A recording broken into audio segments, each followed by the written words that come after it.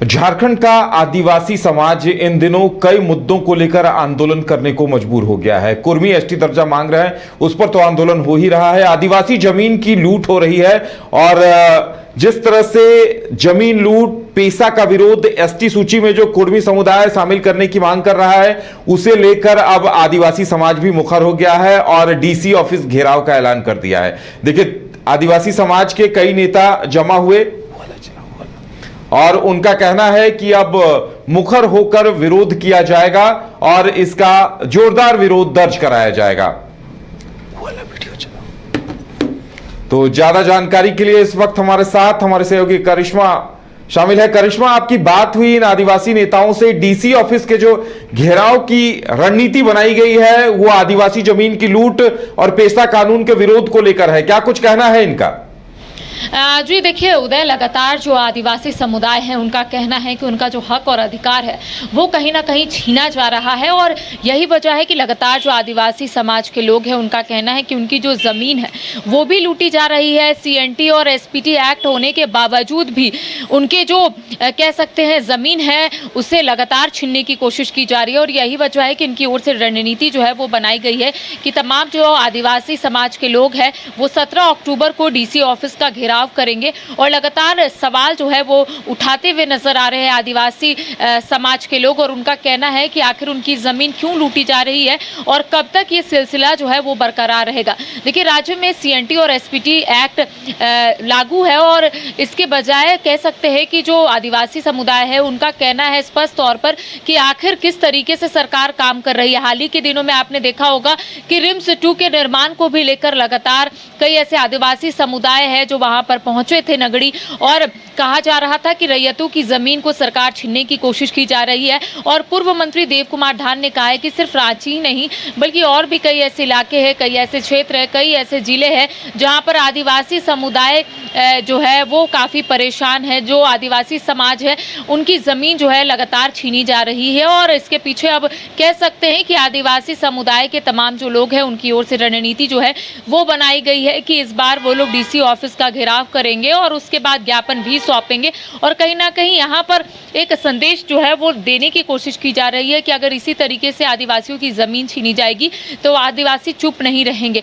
साथ ही देखिए, आज हमने इसको लेकर पूर्व मंत्री देव कुमार ढान से भी बातचीत की तो उनका स्पष्ट तौर पर यही कहना था कि अगर सरकार एक और वादा करती है और दूसरी ओर सरकार आदिवासी और मूलवासियों के हक और अधिकार छीनने की कोशिश करती है तो आदिवासी चुप नहीं बैठेंगे।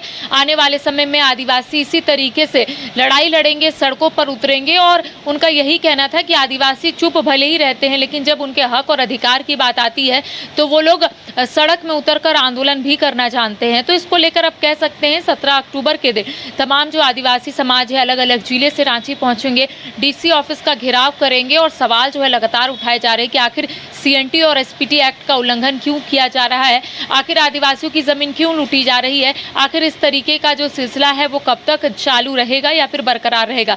क्योंकि रिम्स 2 मामले में उनका स्पष्ट तौर पर यही कहना था कि आदिवासी अपनी जमीन बचा रहे थे, रैयत अपनी जमीन बचा रहे थे लेकिन उनके ऊपर एफआईआर दर्ज हुआ। और भी कई ऐसे समुदाय है जो अपने हक और अधिकार की बात करते हैं, कई ऐसे लोग हैं जो रेल रोकते हैं, हालांकि उनका इशारा कुर्मी समाज की तरफ था। तो ऐसे में उनका कहना है कि जब आदिवासी अपने हक और अधिकार के लिए सड़कों पर उतरता है तो उनके ऊपर एफआईआर किया जाता है ताकि आदिवासी समाज डर जाए। और दूसरी ओर कई ऐसे लोग हैं जो रेल रोकते हैं लेकिन उनके ऊपर एफआईआर दर्ज नहीं होती है। तो ऐसे में लगातार सरकार को घेरने का भी प्रयास जो है वो किया जा रहा था और सरकार से आदिवासी समाज के लोग पूछ रहे थे कि आखिर ये सरकार कैसे काम कर रही है, आखिर आदिवासी को हक और अधिकार ये सरकार क्यों नहीं दिला पा रही है। सरकार एक और ये कहती है कि सरकार हितैषी है आदिवासियों की, तो आखिर जो यहाँ के आदिवासी है वो इतने परेशान क्यों है। देखिए, आपने कुछ दिन पहले ही देखा होगा कि चंपई सोरेन जो झारखंड के पूर्व मुख्यमंत्री है उन्होंने एक्स पर पोस्ट किया था और उनका कहना था कि उनके क्षेत्र में कई ऐसी ज़मीन है आदिवासियों की जो लूटी जा रही है, सीएनटी और एसपीटी एक्ट का लगातार उल्लंघन किया जा रहा है। तो ऐसे में उनका भी यही कहना था कि वो भी अब इसको लेकर अपनी आवाज़ को मुखर करेंगे। हालांकि रिम्स 2 में भी आपने देखा होगा, हालांकि उनको हाउस अरेस्ट कर लिया गया था लेकिन लगातार उनका यही कहना है कि आदिवासियों को सरकार छलने का काम कर रही है। जी चलिए करिश्मा, अब देखने वाली बात यह होगी कि इनका जो प्रदर्शन है वो कितना असरदार होता है और इस पर प्रशासन कितना गंभीर एक्शन लेता है, ये देखने वाली बात होगी।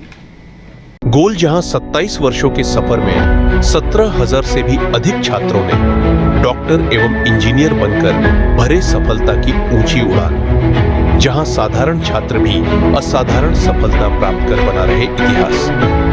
दूरदर्शी शिक्षाविद श्री विपिन सिंह के मार्गदर्शन में मेडिकल एवं इंजीनियरिंग के लाखों छात्रों के लिए आशा की किरण के रूप में बोल्ड रिजल्ट फैक्ट्री। घर रहने का मकान भर नहीं, ये खुशियों की तिजोरी है।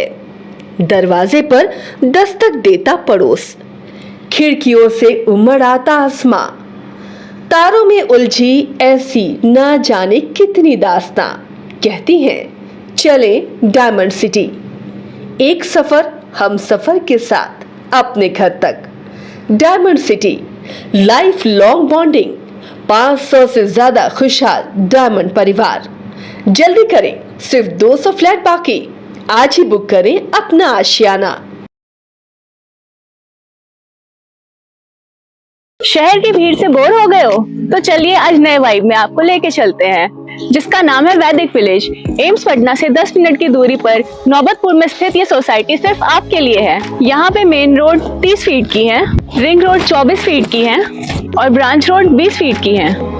यहाँ मिलेगा आपको स्विमिंग पूल, जॉगिंग ट्रैक, मंदिर और 24/7 सिक्योरिटी कैमरा जैसी बेसिक एमिनिटीज। शांति और सुकून से भरा प्लॉट चाहिए तो सोचना बंद करो, अभी कॉल करो नीचे दिए हुए नंबर पे।